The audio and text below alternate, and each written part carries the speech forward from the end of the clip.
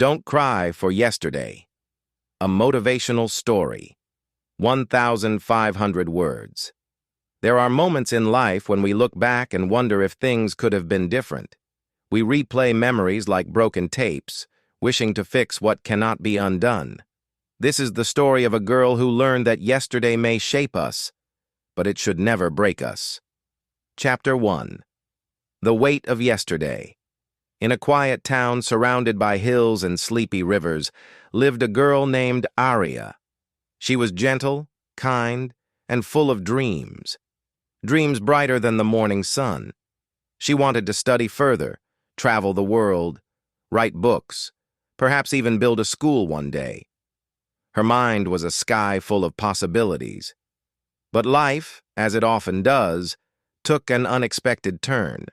Her father fell ill, and Aria had to leave her studies to support her family.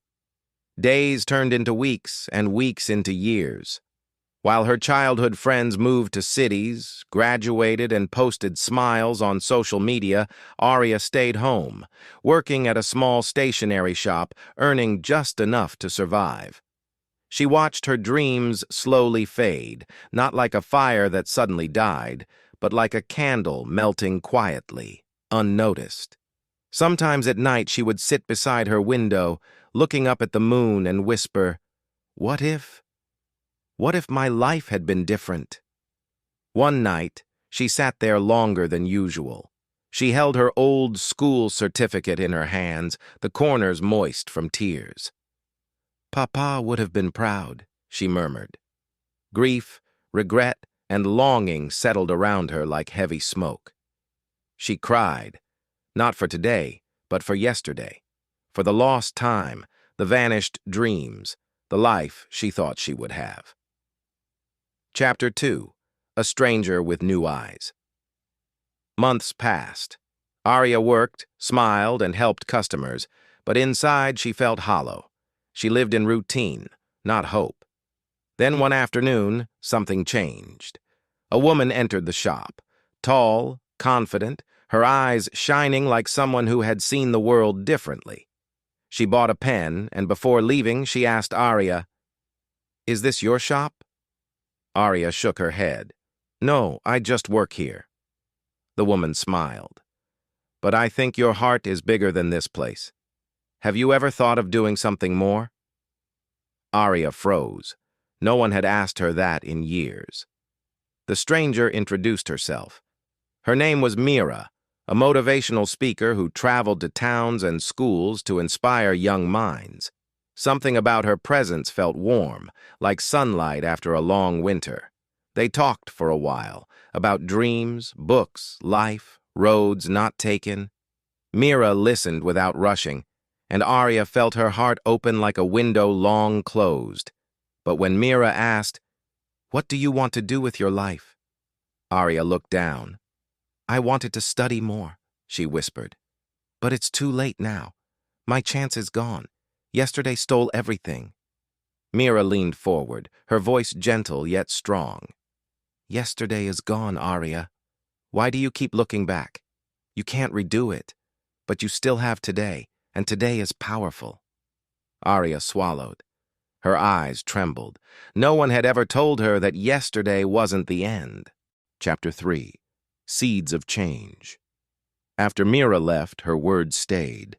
They echoed through Aria's mind like bells. Yesterday is gone. Today is powerful. For the first time in years, Aria didn't look at the past with tears. She looked at the present with questions.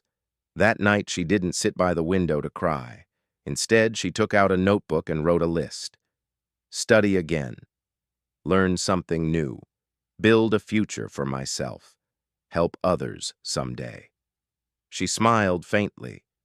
It was not a perfect plan, but it was a beginning.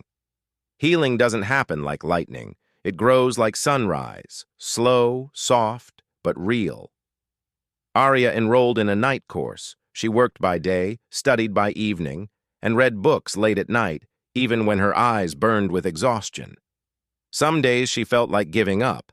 Some nights she questioned why she was trying at all.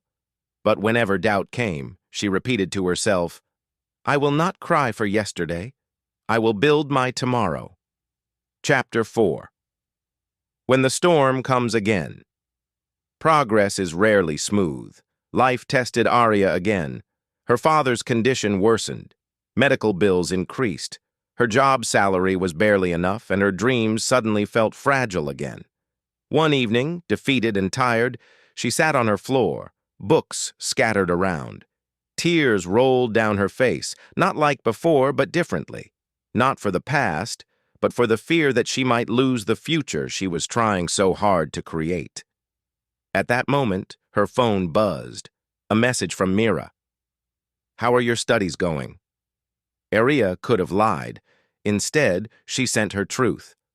"Some days I feel I will make it. Some days I feel like everything will fall apart."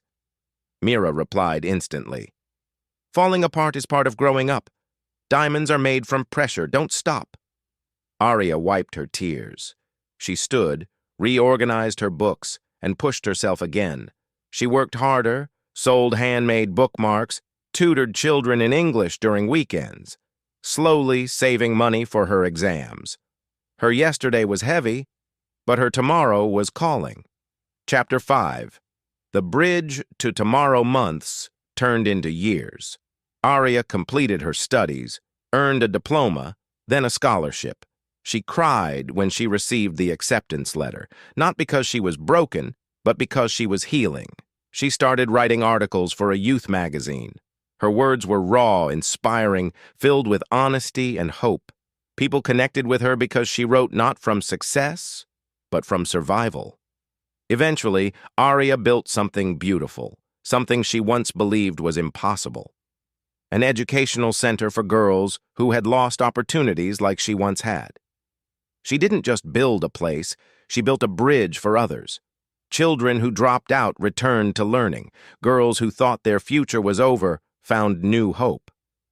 Mothers thanked her with trembling voices. Arya often stood at the back of her classroom, watching them laugh and study, realizing that her pain didn't destroy her. It prepared her. One evening, years later, Mira visited Arya's center. She smiled proudly as Arya walked among the students, confident and glowing. "You turned your broken yesterday into a powerful today," Mira said, eyes shining with respect. Arya breathed deeply. "I stopped crying for what I lost," she replied softly. "And I started building what I deserved." Moral of the story. Life will not always go the way we plan. Sometimes you will lose things you never thought you could live without. Sometimes you will break, fall, shatter. But yesterday is gone. It cannot be changed. But today is in your hands. Build with it. Grow with it. Rise with it. Don't cry for yesterday.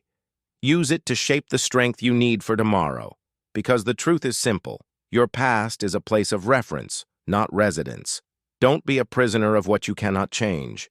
Be a creator of what you still can.